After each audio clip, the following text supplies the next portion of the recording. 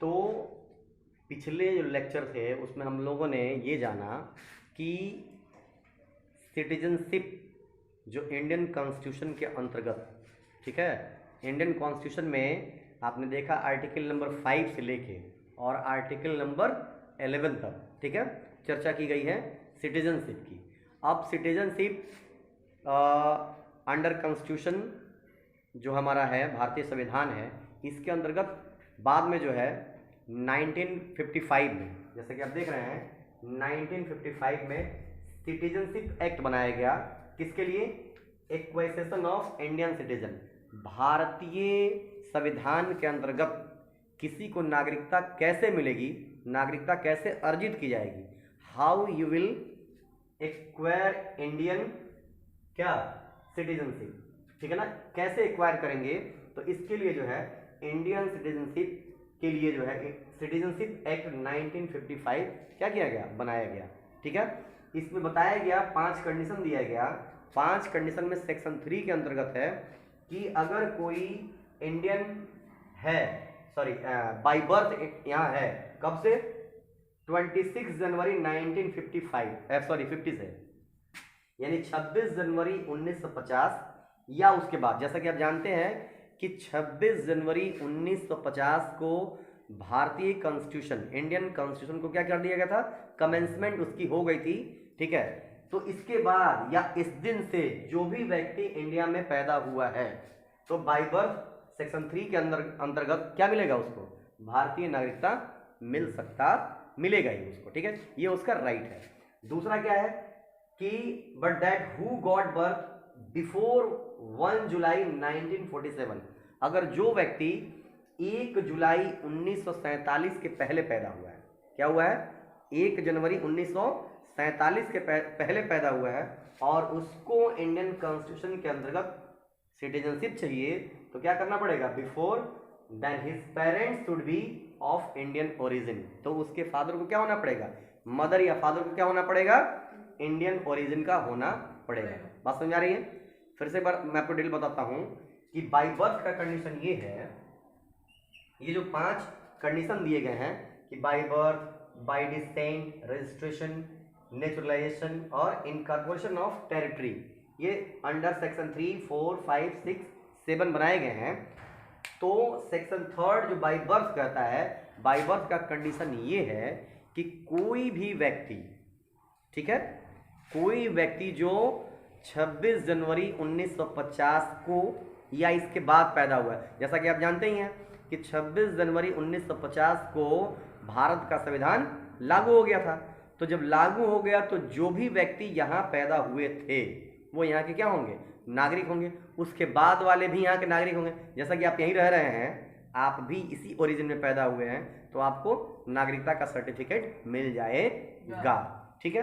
दूसरा कि but that who got born before 1 जुलाई 1947, जो 1 जुलाई 1947 के पहले पैदा हुआ हो, ठीक है ना, उसके लिए एक समस्या आएगी कि उसको क्या करना पड़ेगा, he have to see his parents detail, क्या कि they should be of Indian origin, क्या होना पड़ेगा उनको, भारत की राष्ट्रीयता को उनको कंफर्म करना पड़ेगा कि क्या है वो, जन्म की राष्ट्रीयता क्या है उनका, इंडियन ओरिजिन का है, जन्म की राष्ट्रीयता क्या है उनका, इंडियन ओरिजिन का है। उस आधार पे आपको क्या मिलेगा, यहाँ पे नागरिकता सिटीजनशिप मिल जाएगी। बात आती है सेक्शन 4 में बाय डिसेंट की, ठीक है ना। तो बाय डिसेंट का क्या मतलब है, ये है वंश के आधार पे, किसके आधार पे, वंश के आधार पे, जिसका हम डिस्कशन अभी करेंगे।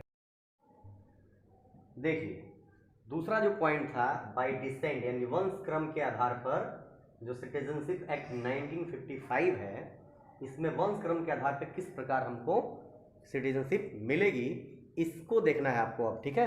इसमें क्या लिखा हुआ है कि got birth, a person got birth 26 जनवरी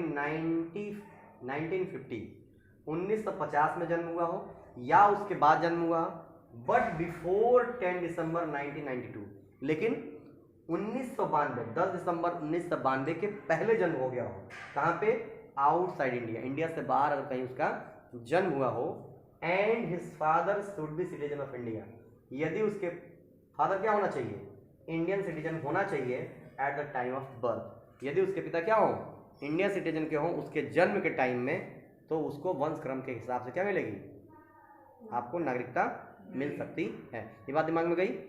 फिर से समझिए कि कोई व्यक्ति 1950 26 जनवरी 1950 या उसके बाद जन्म लिया हो और 10 दिसंबर 1992 के पहले जन्म लिया हो, ठीक है ना, ये टोटल पीरियड कब से कब का हो गया, 26 जनवरी 1950 से लेकर 10 दिसंबर 1992 के बीच में अगर पैदा कोई व्यक्ति हुआ हो, इंडिया से बाहर पैदा हुआ हो और उसके फादर, ठीक है, कहाँ के हो, उसके जन्म के समय उसके पिता कहाँ के नागरिक हों, इंडिया के नागरिक हों, तो उसको इंडिया का सिटीजनशिप मिल जाएगा। दूसरा, a person got birth after 3 दिसंबर 2004, यानी 2004 को 3 दिसंबर 2004 को किसी व्यक्ति का के बाद किसी व्यक्ति का आउटसाइड इंडिया जन्म हुआ हो, ठीक है, तो उसको मान्यता सिटीजनशिप जो है उसको मिलना आसान नहीं है। हाँ, उसको तब मिलेगा जब जन्म के समय 1 साल के अंदर क्या कर ले, वो रजिस्ट्रेशन करा ले। अंडर 1 ईयर में क्या कर ले, वो रजिस्ट्रेशन करा ले। विदिन अ ईयर 1 साल के अंदर क्या कर ले, वो अपना रजिस्ट्रेशन करा लेता है, तब जाके उसको जो है क्या मिलेगा, सिटीजनशिप मिल जाएगा। यानी कोई पर्सन जो 3 दिसंबर 2004 के बाद जन्म लिया हो, उसको तब मान्यता नहीं मिल पाएगी यदि वो 1 साल के जन्म के 1 साल के भीतर रजिस्ट्रेशन नहीं करा ले रहा है। अगर 1 साल के बाद रजिस्ट्रेशन कराएगा जन्म के, तो उसको नागरिकता मिलने की संभावना इस हिसाब से नहीं है, वंशक्रम के हिसाब से वो नागरिकता उसको नहीं मिल पाएगी। ठीक है, तो ये 2 पॉइंट इसमें थे, इसको ध्यान समझने का प्रयास करिएगा। ठीक है, आगे बढ़े। ये जो अगला पॉइंट है हमारा, वो है क्या, वो है बाय रजिस्ट्रेशन। रजिस्ट्रेशन के थ्रू कौन कौन से प्रोविजन के अंदर में हमको क्या मिलेगा, सिटीजनशिप मिलेगी, इंडिया की सिटीजनशिप हमको मिलेगी।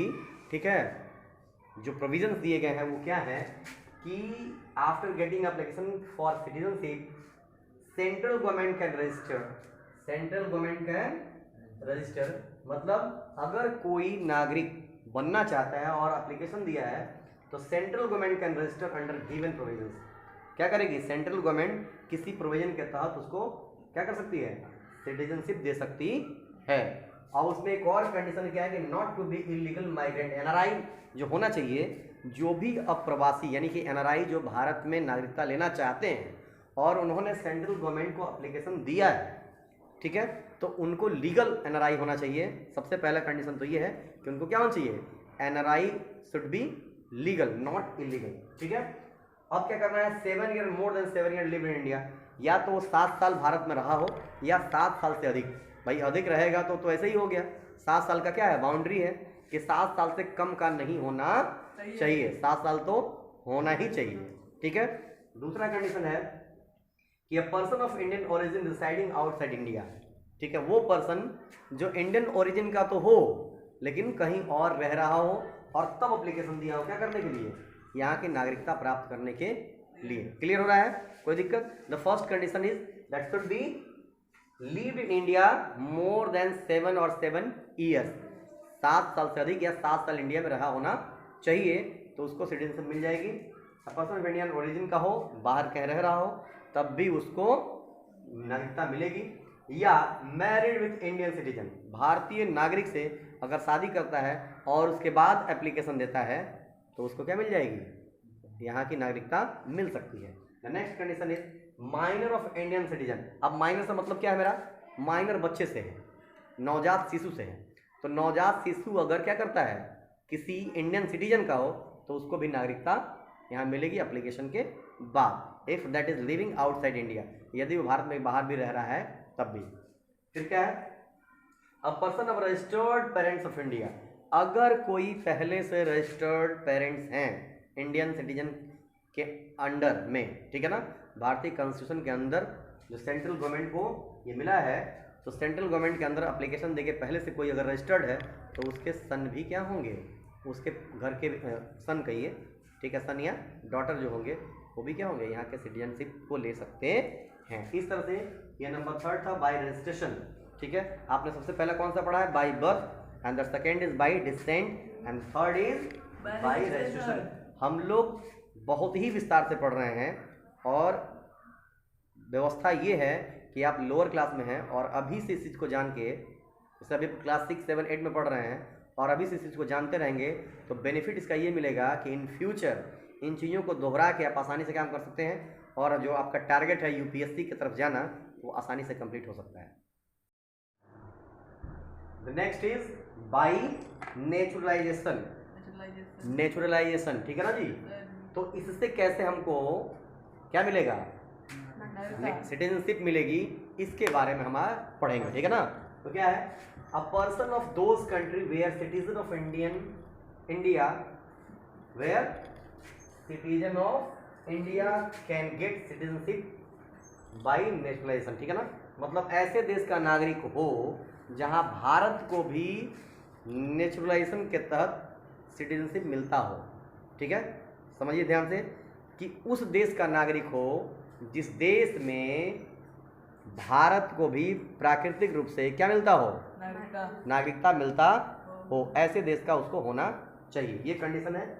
किस रूप में नागरिकता लेना है, तब नेचुरलाइजेशन के तहत नागरिकता लेना है तब।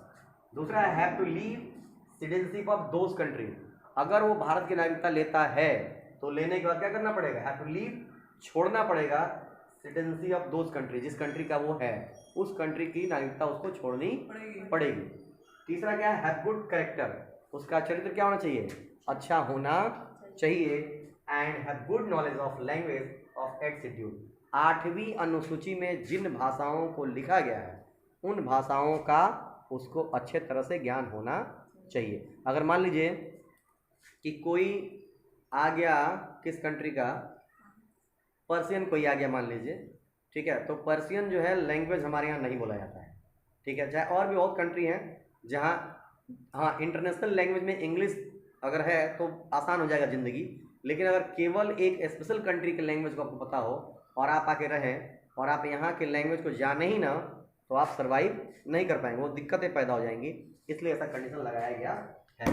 तो नेचुरलाइजेशन के तहत ये कंडीशंस हैं, इन कंडीशंस को फॉलो करेंगे तो आप अप्लीकेशन देकर सेंट्रल गवर्नमेंट को यहाँ की नागरिकता ले सकते हैं। तो ये चौथा नंबर था, ठीक है। कौन नंबर था, चौथा नंबर। दो और बचे हैं ना, कितने बचे हैं, एक और बचा है। चलिए अगला भी देख। जो ये लास्ट पॉइंट है, बाय इनकॉर्पोरेशन ऑफ टेरिटरी, मतलब कोई ऐसी टेरिटरी है जिसको इंडिया में मिला लिया गया, ठीक है ना। कोई भी ऐसी टेरिटरी है जो इंडिया में मिला लिया गया तो उसको भी मान्यता कुछ प्रोविजन के तहत मिली है।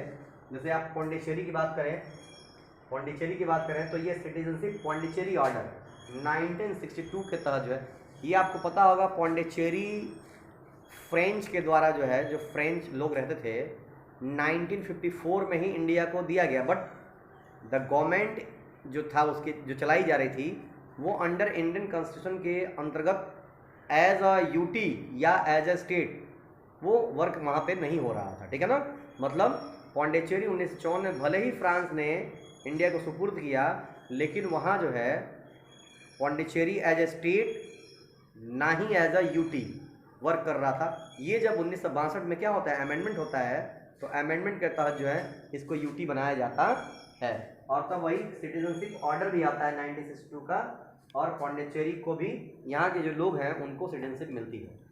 असम के रिस्पेक्ट में देखें तो यहाँ पे आता है क्या, सिटीजनशिप अमेंडमेंट एक्ट 1985, 1985 में क्या आता है, सिटीजनशिप अमेंडमेंट एक्ट आता है, और उसी सत्र में मेरा जन्म भी हुआ है, ठीक है, 1985 में। और असम में बिफोर 1 जनवरी 1962, 1966 के पहले जो भी लोग बांग्लादेश से माइग्रेट करके असम में आए थे, असम के बारे में पता होगा आप लोगों को कि असम भी इंडिया का part at the time of commencement of Indian constitution. भारतीय संविधान लागू होने के समय असम भी भारत का क्षेत्र नहीं था। बाद में जब हुआ तो ये काउंट किया गया कि जो भी लोग असम में 1966 से पहले आ चुके हैं उनको थ्रू इनकॉर्पोरेशन ऑफ टेरिटरी क्या मिल जाएगा, सिटीजनशिप मिलेगा, या 1 जनवरी यानी 1 जनवरी 96 या इसके बाद, लेकिन 25 मार्च 1971 से पहले इस बीच के जो भी लोग कहाँ आ गए हो, असम में रह रहे होंगे, इन सब लोगों को क्या मिला, सिटीजनशिप मिल गया। तो इस तरह से जो है इक्वेशन ऑफ इंडियन सिटीजनशिप कैसे मिलता है, भारतीय संविधान का अर्जन कैसे किया जाता है, इसके बारे में हमने बड़े विस्तार से चर्चा किया है। इससे बड़ा लेक्चर, इससे बड़ा विस्तार से कोई वीडियो बन ही नहीं सकता है, ठीक है ना। इससे बड़ा लेक्चर हो ही नहीं सकता, क्योंकि सारे पॉइंट्स को हमने क्लियर कर दिया है, ठीक है। ऑथेंटिक है, फुल नॉलेज आपको मिला है, ठीक है ना। आगे अगला हेडिंग देखेंगे हम लोग, क्या मौलिक अधिकार, क्यों, फंडामेंटल ड्यूटी हम पढ़ेंगे इसके बाद, ठीक है ना। तो फंडामेंटल ड्यूटी के लिए तैयार रहिएगा, तब तक के लिए